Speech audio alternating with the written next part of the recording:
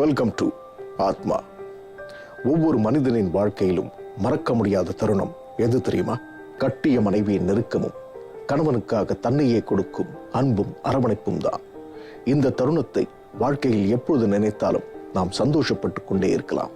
தேனிலவில் ஒரு ஆணுக்கும் பெண்ணுக்கும் நடக்கும் நிகழ்வுகளும் நெருக்கமும் மறக்க முடியாத தருணம் தானே. அந்த மறக்க முடியாத தருணத்திற்கு நடுவில் சில மறைக்கப்பட்ட உண்மைகள் புதைக்கப்பட்டிருந்தால் விபரீதம் தானே.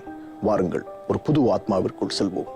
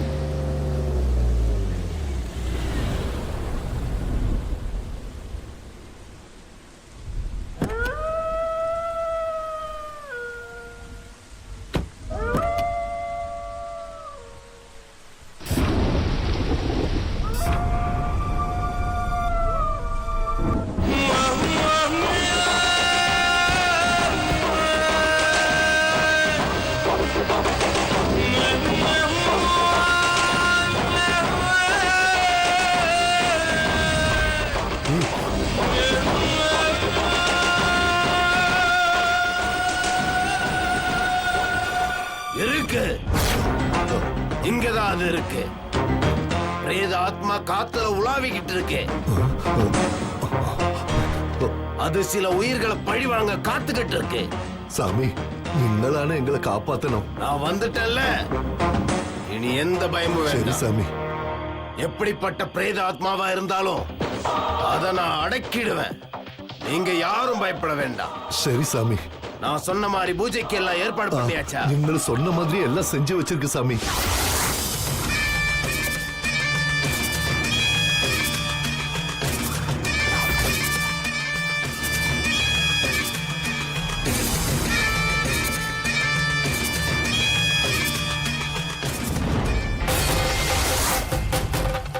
ஓம் க்ரீம் க்ளீம் சம்ஹாரி.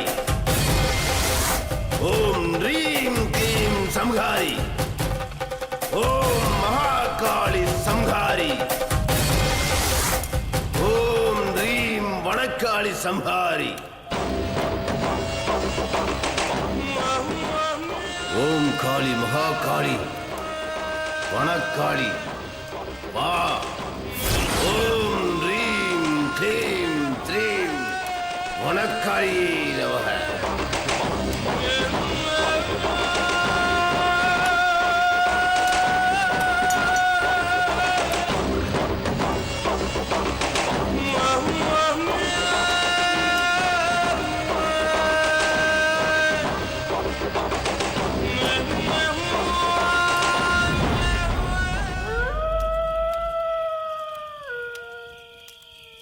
ஓம் ரீம் க்ளீம் க்ளீம்.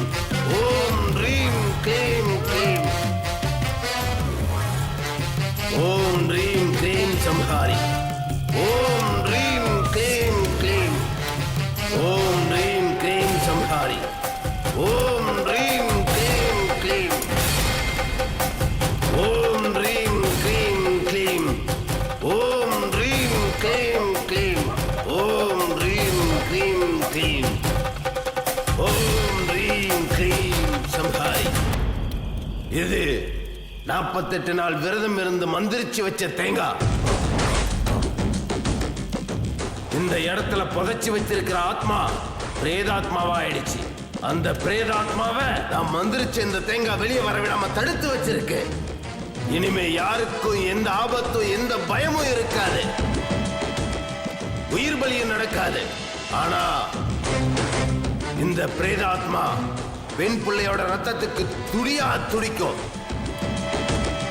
பெரிய பெண்ணா இருந்தாலும் சரி, பெண் குழந்தையா இருந்தாலும் சரி, அது அலையும். ஏன்னா பெண்ணோட ரத்தம்னா அது திரும்ப எந்திரிச்சு வர்றதுக்கு உண்டான சக்தி.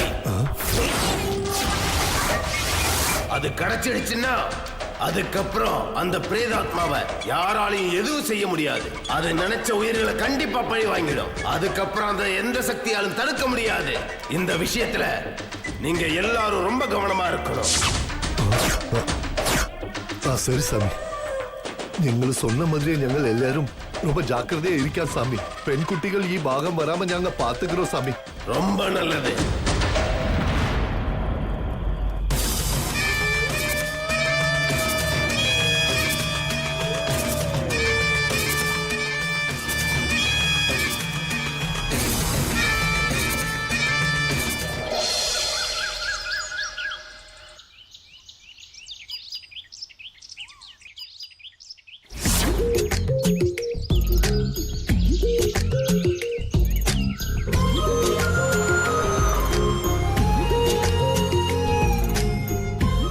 ரெண்டு டீ கொடுங்க சார்.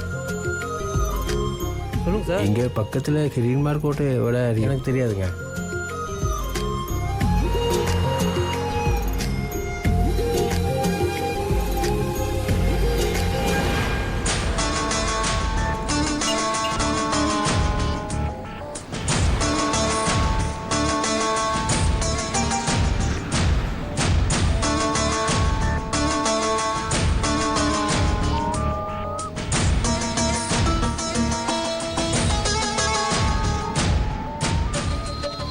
வணக்கம் சார். வணக்கம் சார் எங்கே சார் போகணும்? இங்கே கிரீன் மார்க்கெட்டில் எவ்வளோ? எனக்கு தெரியும் சார், வாங்க நான் கூட்டு போகிறேன். அப்படியா? நீங்கள் என் வேலை இதான் சார். வாங்க சார், நான் கூட்டு போகிறேன். வாங்க சார்.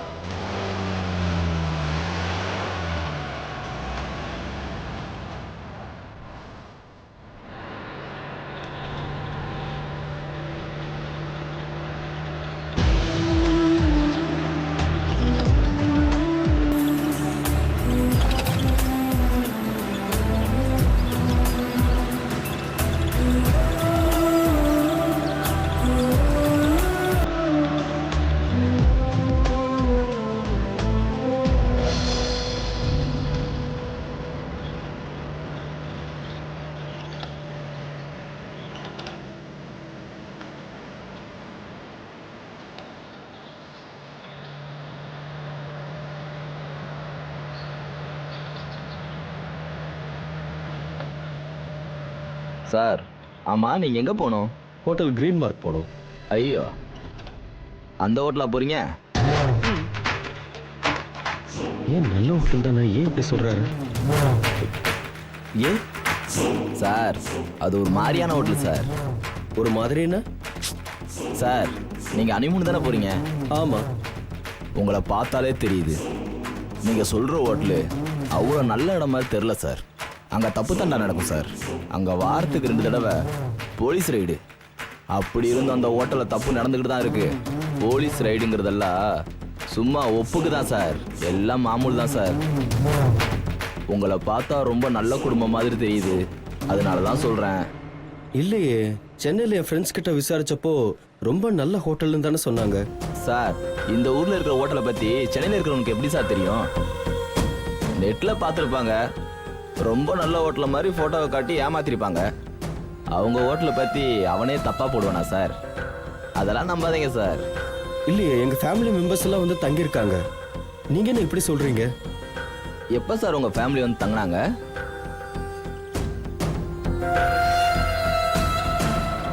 ஒரு 10 மாதம் இல்லை 1 வருஷம் இருக்கும் சார்.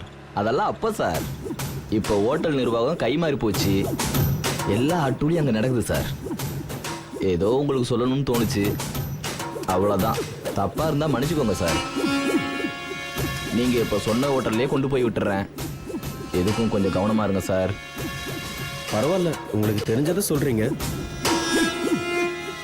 என்னங்க, அவர் தான் இத்தனை சொல்றாருல, ஏன் நாட்டில வேற ஓட்டலா இல்ல? தப்பா தெரிஞ்சதுக்கு அப்புறம் நாம ஏன் ரிஸ்க் எடுக்கணும்?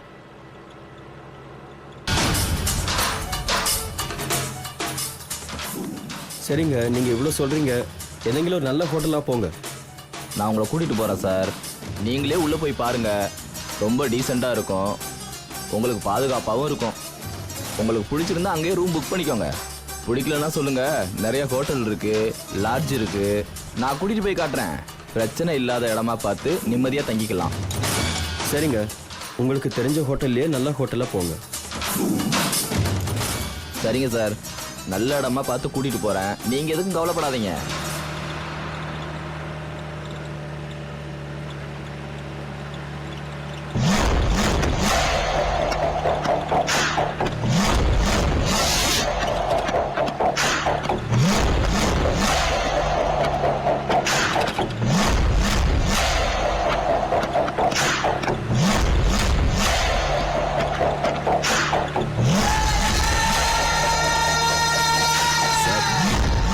சார் கொடுங்க சார், நான் எடுத்துட்டு வரேன். ஏமா ஒரே பில்ல 3 தடவை வச்சிருக்கு. இல்ல சார், என்ன விட நல்லா மோசமான பாருங்க ஆளா இருக்கியே. அப்படிலாம் இல்ல சார். ആ ആ ആൾ വരുന്നുണ്ട് നോക്കിക്കോ. சார் மேடம், புது கஸ்டமரு, பார்த்து செய்யுங்க. അതെ വരണം വരണം വരണം. പുതിയതായിട്ട് കല്യാണമാണവங்களா? തലം ചുറ്റിക്കാണ് വന്നിരിക്കீங்களா? ഓ വളരെ സന്തോഷം. ഞാനാ ഈ ഹോട്ടലിന്റെ ഓണർ. എന്റെ പേര് ചന്ദ്രൻ. നിങ്ങൾക്ക് എന്ത് വസതി വേണാലും എന്നെ കേളുക. தயங்காம செய்யறேன். ஒரு வாரம் 10 நாள் இங்க தங்கி சந்தோஷமா இருந்துட்டு போங்க. பாக்குறதுக்கு 2 பேரும் வசதியான வீட்டு பிள்ளைங்க மாதிரி தெரியுது. உங்க வீட்டுல இருக்கிற வசதி மாதிரியே ഞാൻ എല്ലാ ഏർപ്പാടും செஞ்சு தரேன். നിങ്ങൾ ഇവിടെ സുതന്ത്രമായിട്ട് ഇരിക്കാം. தம்பி யாசரே, சார் ആ ബാഗ് എടുത്ത് റൂമിൽ വെക്ക്. வாங்க சார், உள்ள வாங்க. ആ, പോക. പാത്തുക്കോമ്മ.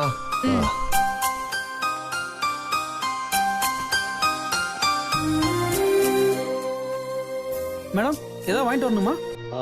ஐயோ ஒண்ணும் வேண்டாம், ഞങ്ങൾ ரெஸ்ட் எடுக்கணும். நீங்க போங்க. Okay madam. ம். ஓகே. தேவையான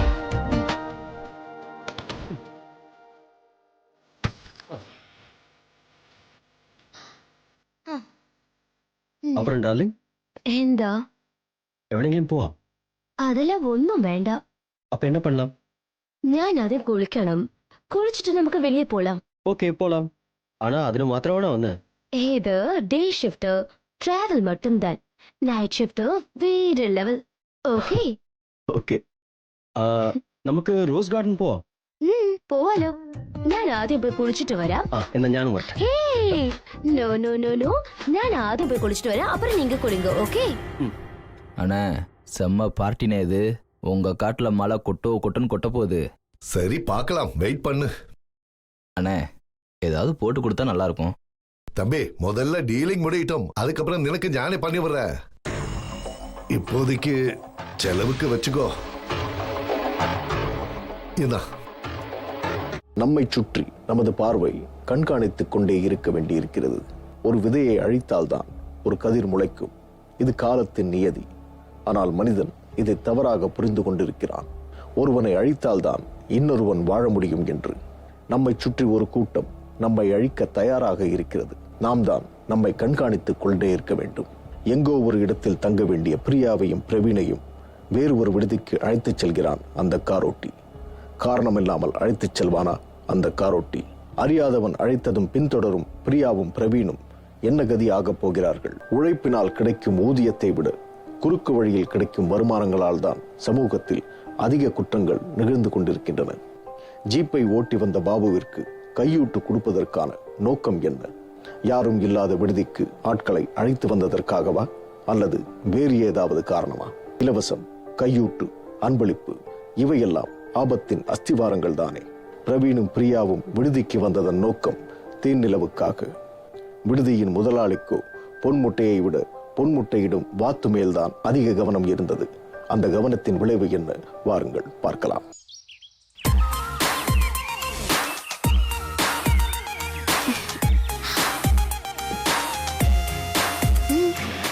குடிக்கலே എന്തെങ്കിലും മിക്സ് ചെയ്താൽ കൊള്ളാമായിരുന്നു. ஆமாமா, நல்லாதான் இருக்கும். என்னோட ஃப்ரெண்ட்ஸோட வரலான்னு சொன்னேன். ഞാനും தான்.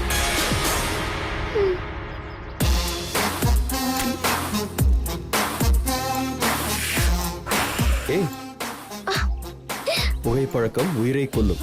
Smoking causes cancer. ஓ, மது நாட்டுக்கும் வீட்டுக்கும் உயிருக்கும் கேடு. ஆமா, இது யாருக்கும் தெரியாதாக்கும். குடி.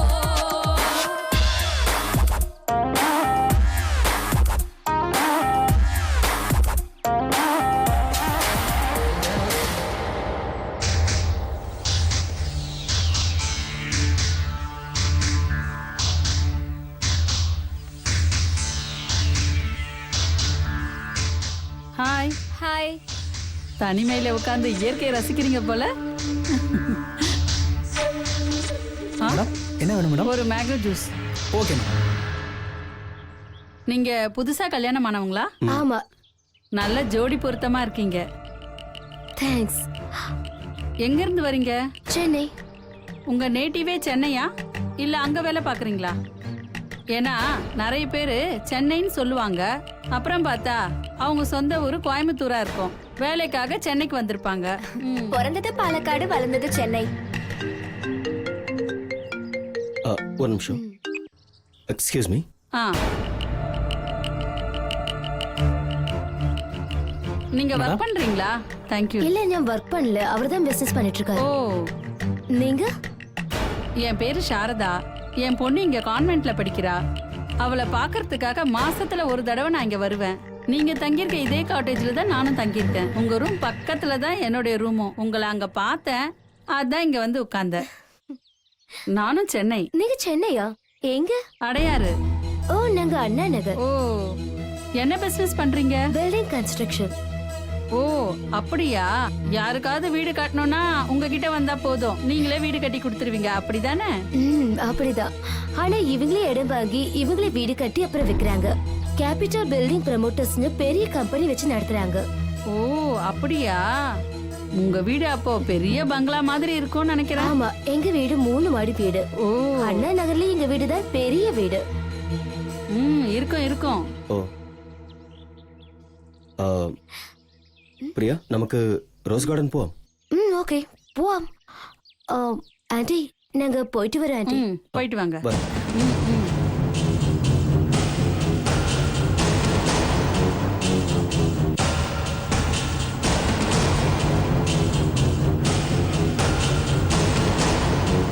சிறு பூச்சியை வேட்டையாட சிலந்திக்கு பெரிய வலை தேவைப்படுகிறது. பாசாங்கும் பசபசப்பு பேச்சும் கொண்ட அக்மார் வஞ்சகக்காரி சாரதா என்றால் அப்பாவிகள் அதை தெரிந்து கொள்வார்களா?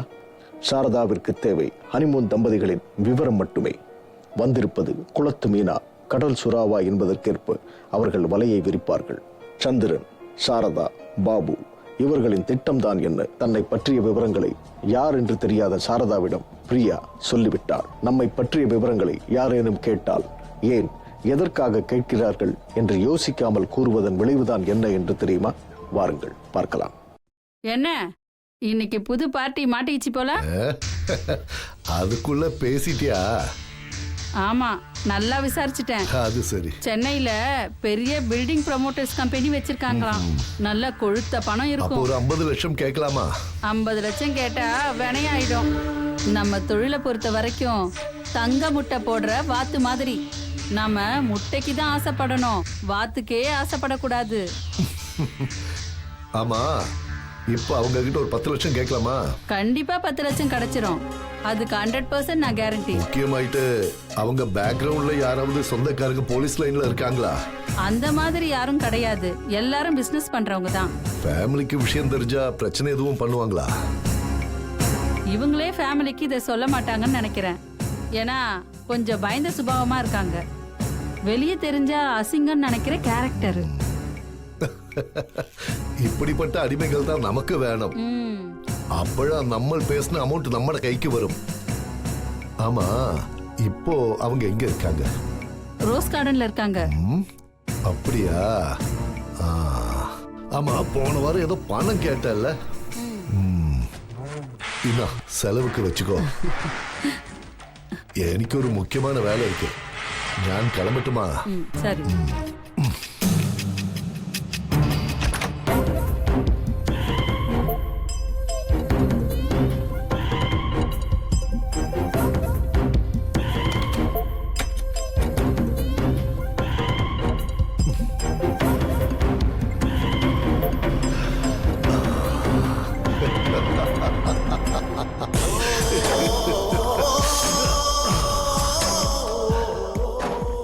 ചന്ദ്രൻ, കിങ് ഓഫ് കോട്ടേജ്. കോട്ടേജിന്റെ രാജാവാണ് ഈ ചന്ദ്രൻ. സമ്പാദിച്ചു കൊടുക്ക പോற പൊക്കിഷമേ.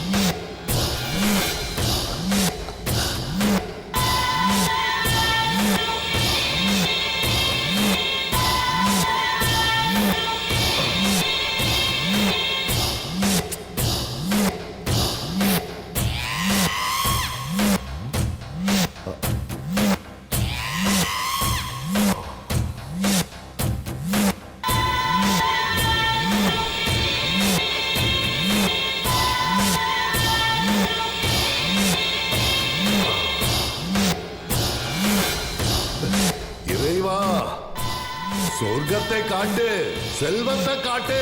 இந்த உலகத்துல இந்த இந்தியாவிலேயே ஞானான காட்டேஜுகளோட அரசனா இருக்கிறோம். டெல்லியில் ஒரு காட்டேஜ், மும்பையில் ஒரு காட்டேஜ், கொடைக்கானல் ஒரு காட்டேஜ், ஊட்டியில் ஒரு காட்டேஜ். காட்டேஜோ காட்டேஜ்.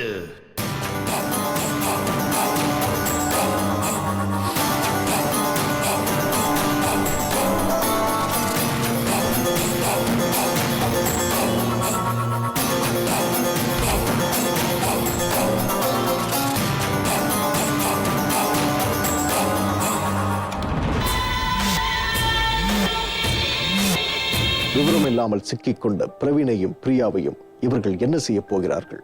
எங்கு கொண்டு நிறுத்தப் போகிறார்கள்? சிலந்தி வலை என்றால் ஒரு விரலில் தகர்த்து விடலாம், மீன் வலை என்றால் ஒரு அறுப்பில் தகர்த்து விடலாம். ஆனால் சந்திரன் விரித்திருப்பது மாயவலை. இதிலிருந்து பிரவீனும் பிரியாவும் எப்படி தப்பிக்கப் போகிறார்கள்? நாளை வரை காத்திருப்போம். இது ஆத்மா.